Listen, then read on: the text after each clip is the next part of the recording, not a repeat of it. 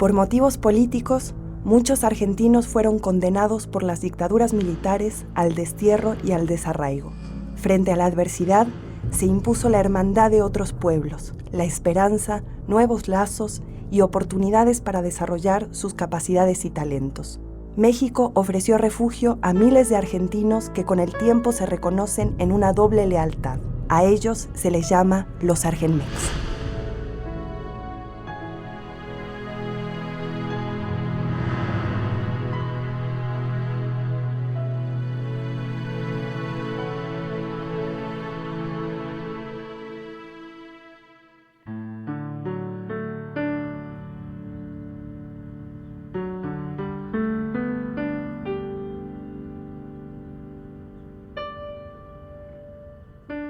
Si yo no hubiera continuado haciendo lo que pude hacer en México, seguramente no hubiera sido útil en ninguna parte. Gracias a que pude hacer en México una serie de cosas, esas cosas sirven en México y también sirven en Argentina. Y si las hubiera dejado de hacer, no servirían, porque no estarían hechas.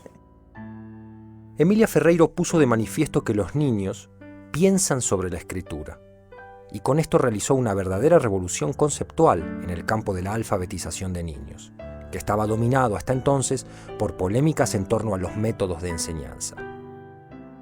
Emilia Ferreiro no se formó como pedagoga, sino que pertenece a la primera generación de psicólogos argentinos, es decir, de jóvenes que a finales de los 50 se inventaron su propia carrera. Los estudiantes que ya nos habíamos apuntado para iniciar esa carrera, nos encontramos con una carrera aprobada y sin nadie que la dirigiera. Fuimos los estudiantes los que armamos la carrera para poder cursarla. Así que empezamos a buscar con lupa, con reflectores, mejor dicho, quién podía enseñar algo vinculado con la psicología en un país donde no había psicólogos. Por lo menos en el grupo estudiantil en el cual yo estaba involucrada, no queríamos cualquier psicoanalista, sino que queríamos psicoanalistas para los cuales la realidad existía. Fue en este contexto donde Emilia Ferreiro descubrió los trabajos de Jean Piaget. Todavía no imaginaba que Jean Piaget sería su maestro.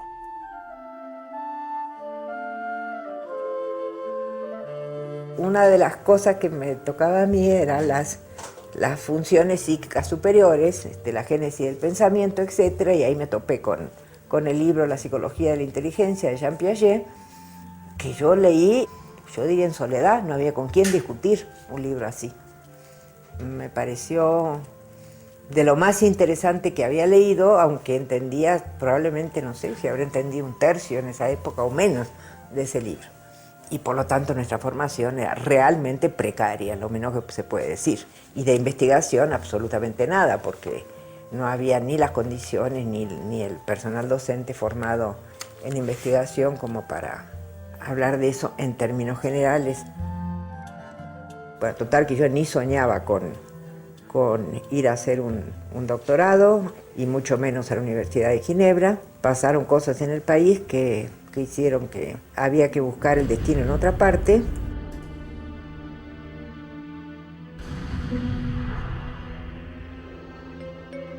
Y allí yo llegué simplemente pensando en que sería como mucho por un año. Pedí permiso para asistir a algunos cursos, pedí permiso para colaborar con Hermine Sancler, una profesora que trabajaba en cosas de lenguaje, y después pedí permiso para entrar en el Centro de Epistemología Genética. Tener permiso quiere decir tener permiso para hablar en serio. Piaget era muy exigente, pero se podía dialogar con él. Mi relación con él fue muy afectuosa, le tengo mucho cariño, además de un enorme respeto intelectual. Y bueno, cuando se ha tenido como maestro un genio, porque realmente Piaget era un genio, pues uno queda marcado para toda la vida. Regresando a Argentina, yo tenía el propósito de hacer una serie de estudios comparativos en psicolingüística y de hecho estaba muy interesada en ciertas construcciones sintácticas y cómo se aprendían esas construcciones sintácticas. Me interesaba comprender un poco más las razones del fracaso escolar inicial, que en esa época, estamos hablando del comienzo de la década de los 70, era el problema mayor del sistema educativo en América Latina toda. Y fracasar quería decir repetir el mismo grado. El país que tenía las peores cifras era Brasil, en donde aproximadamente 50% de los chicos fracasaban después de un año de escolaridad. Y empecé a observar clases en zonas marginadas de la ciudad de Buenos Aires y me encontré con que una enorme cantidad de intercambios lingüísticos tenían que ver con la escritura. Y una de las cosas que Piaget me había enseñado, y me lo enseñó para toda la vida, que un chico es un sujeto cognoscente, que un chico es alguien que trata de entender el mundo que le rodea, que elabora hipótesis, que recibe información, pero la recibe a su manera, porque depende de los esquemas asimilatorios con que cuente para interpretar esa información. Entonces yo dije, bueno, vamos a ver si encontramos al niño piagetiano en el terreno de la lengua escrita.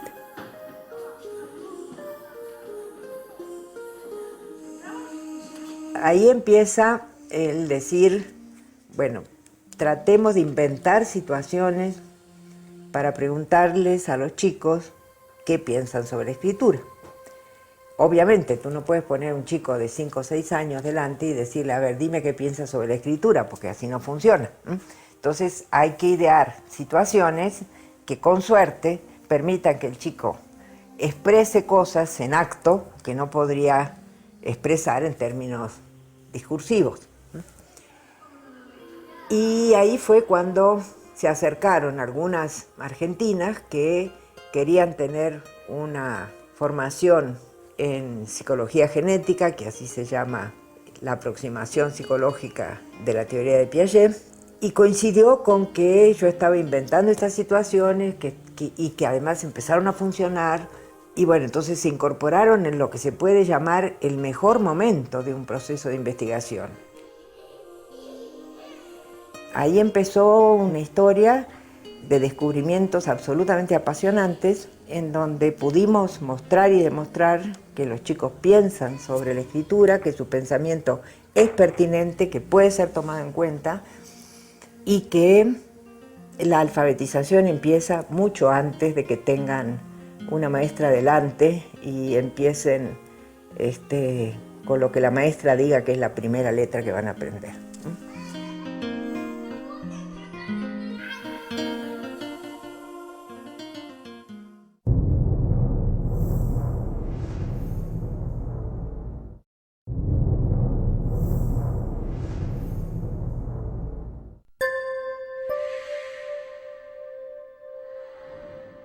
Los trabajos de investigación fueron interrumpidos por un nuevo golpe de Estado. La vida de los miembros del grupo peligraba. El único camino posible para la supervivencia fue el exilio.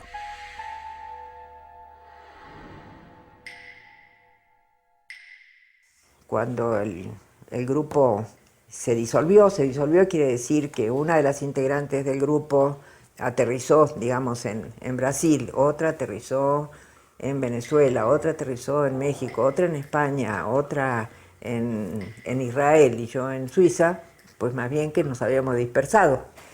Cuando recuperamos contacto, pues lo primero fue llorar abundantemente, ¿no?, por lo perdido.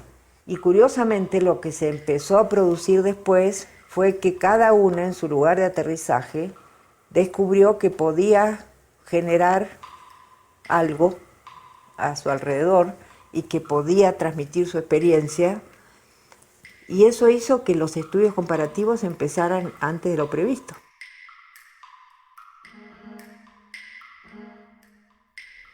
Emilia Ferreiro quería trabajar en y para América Latina. La dictadura militar en Argentina continuaba y la represión era cada vez más feroz. una invitación de México fue sumamente oportuna.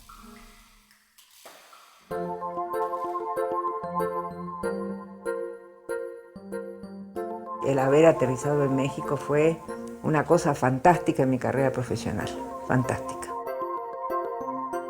Llegando aquí, yo hice el único trabajo que hasta ahora he hecho sobre adultos analfabetos y pude estudiar a poblaciones de esas que sin una escuela que funcione bien no se van a alfabetizar nunca, poblaciones rurales apartadas, y tratar de entender bien cómo se realiza el proceso de incorporación a la cultura escrita en condiciones de poco contacto con la cultura escrita.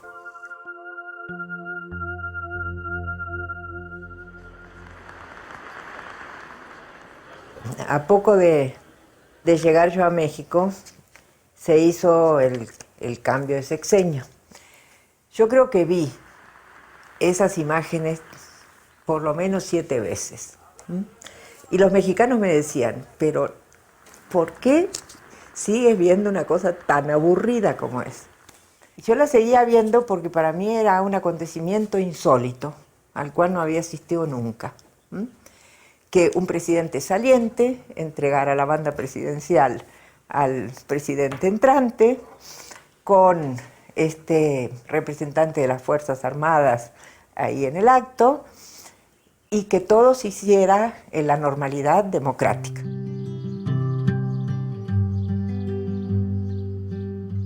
Bueno, pude incorporarme al Sistema Nacional de Investigadores, estoy incorporada a la Academia Mexicana de Ciencias, en donde he participado en distintos tipos de comisiones, la última es la comisión de premios de la Academia.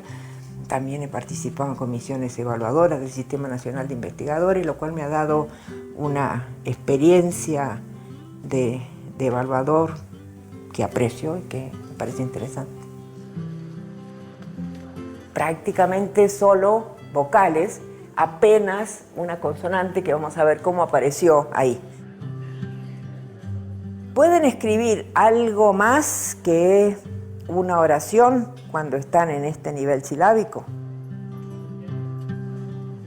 Me siento muy satisfecha como investigadora porque no solamente pude hacer contribuciones teóricas, sino que esas contribuciones impactaron en el ámbito educativo y exactamente en los países en donde yo quería tener impacto.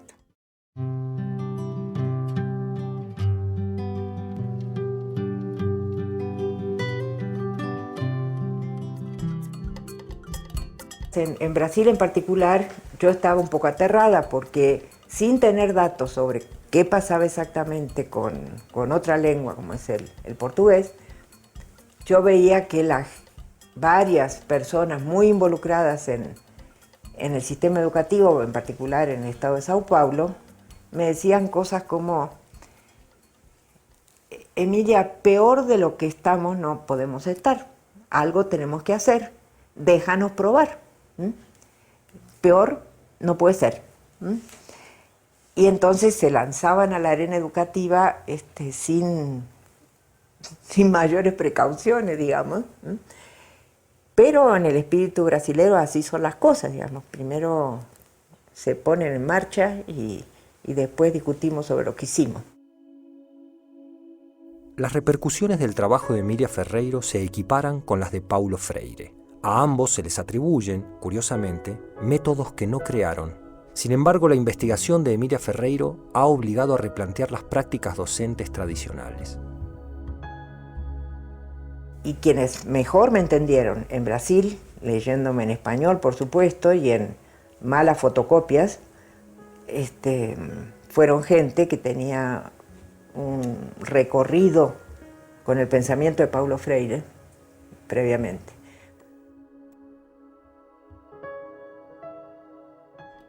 Mi relación con Brasil ha sido una relación muy peculiar, en donde he visitado ese país algunos años, 2, 3 veces por año, y recorrido de norte a sur, de Belén hasta Santa Catarina, con experiencias que solamente se pueden tener en Brasil, porque una vez me hicieron hablar en una iglesia y otra vez me hicieron hablar en un estadio de fútbol.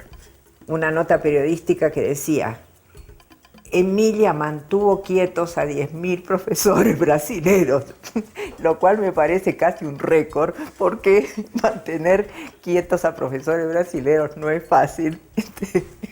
Y dar una clase, porque fue una clase en esas condiciones, mucho menos fácil. Entonces, América Latina tiene una situación bien problemática desde el punto de vista de la desigualdad social. Y en esas condiciones no se puede plantear que alegremente se va a superar el analfabetismo de las poblaciones que están más marginadas y que carecen de todo lo que se pueda poner en una lista de necesidades. Los índices de distancia social más acentuados, América Latina ostenta un récord del que no podemos vanagloriarnos. Se afirma que nuestra región es, de todas las regiones del mundo, la que presenta la mayor desigualdad. Solo África al sur del Sahara está en similares condiciones. Y esto es válido para cualquiera de los indicadores concebibles. Y la desigualdad tiene dos caras: la escandalosa pobreza de los muchos, tanto como la no menos escandalosa riqueza de algunos pocos.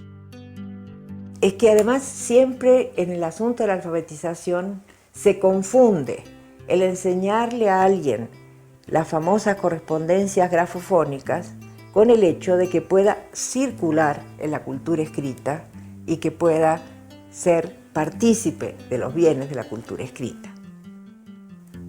Y esos objetivos más ambiciosos requieren acciones que no son simplemente la de poner un instructor con un manual y 20 adultos delante.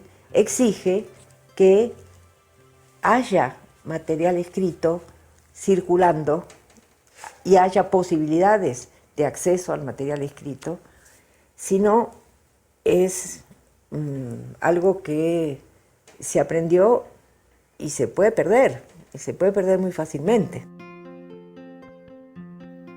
La alfabetización, concebida como el acceso a la cultura escrita, exige el contacto con todo tipo de soportes escritos, tales como los libros y bibliotecas.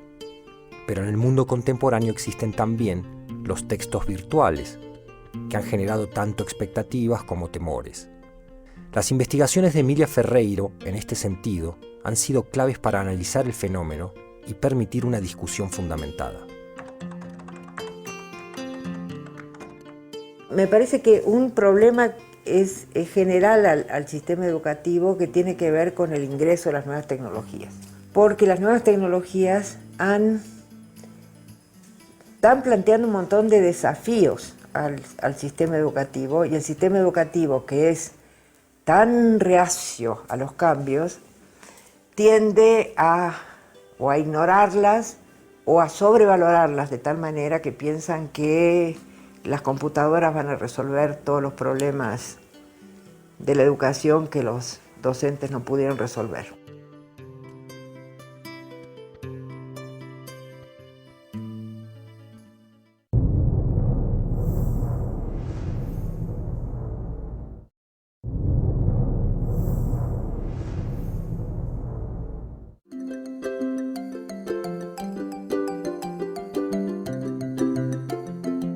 Y en medio de esta cosa que con dificultad iban accediendo a abrir la biblioteca, no dejarla bajo llave, organizar el servicio de préstamo, bajar la altura del estante, pues llega las computadoras internet. Y ahí, ¿qué es lo que hay? No solamente hay una gran cantidad de libros a disposición en internet, sino que hay de todo. Periódicos y posibilidad de visitar los mejores museos del mundo, visitas virtuales, y posibilidad de ver la primera edición del Quijote, y posibilidad de ver la Biblia de Gutenberg, pero también basura, gran cantidad de basura. Entonces, como hay intereses comerciales poderosos para vender computadoras a todas las escuelas, porque si están llegando a las escuelas no es por reclamo docente, seamos claros. Entonces si están llegando esas computadoras y con una idea de alfabetización como la que tienen la mayoría de los profesores, eso no cuadra con nada. Y entonces dicen, para los grados superiores, pónganlas pero para secundaria. En primaria no sabríamos qué hacer con eso. Hay pocas veces en donde hay un cambio generacional muy fuerte y en donde claramente la generación que está en posición de enseñante sobre algunas cosas sabe menos que la generación que está en posición de aprendiz. Y lo que tendrían que hacer los educadores con esto es dejarse enseñar por los muchachos que saben manejar muchísimo mejor las máquinas que ellos. Entonces a mí me parece que la llegada de las nuevas tecnologías en todas partes está produciendo cambios saludables cuando realmente se consigue generar un espacio de pensar, a ver, bueno, ¿qué pasa con todo esto y qué hacemos? Para Emilia Ferreiro, las nuevas tecnologías no solamente constituyen un objeto de investigación, sino además un soporte de difusión de sus contribuciones. Yo hice ese CD multimedia que se llama Los chicos piensan sobre la escritura, precisamente para poner imágenes de chicos, imágenes de textos que yo comento ahí, y porque bueno, ya me había cansado de dar conferencias de divulgación, digamos, y dije, pues ya no doy más, hago un CD que lo usen y ahí están los ejemplos. Pues si los ejemplos es muy difícil mostrar qué es lo que descubrimos y por qué eso que descubrimos es útil y sirve, particularmente con chicos chiquitos, también en el comienzo de la escuela primaria. La lengua escrita no formaba parte del programa de investigación de Jean Piaget. Emilia Ferreiro, siendo su discípula, contribuyó a mantener y extender la vigencia del pensamiento de su maestro. A pesar de no haber realizado investigación didáctica, contribuyó a modificar las prácticas educativas mucho más que otros que han querido hacerlo. Porque Emilia Ferreiro cambió para siempre la mirada de los docentes sobre sus alumnos.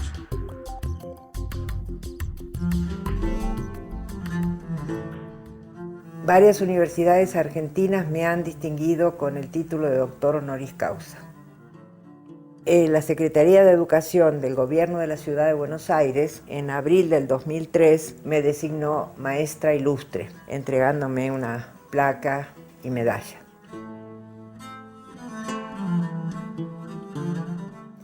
Y todos esos reconocimientos pueden ser motivo de orgullo, tanto como los reconocimientos que he recibido recientemente en México. Por ejemplo, un volumen de homenaje hecho por el CREFAL de Pátzcuaro, Michoacán, y en el 2007 el Instituto de Ciencia y Tecnología del Distrito Federal instituyó los premios Ciudad Capital Heberto Castillo, premios que llevarían el nombre de científicos a quienes se reconocía no solo por su labor profesional, sino también por la generosidad de compartir el conocimiento.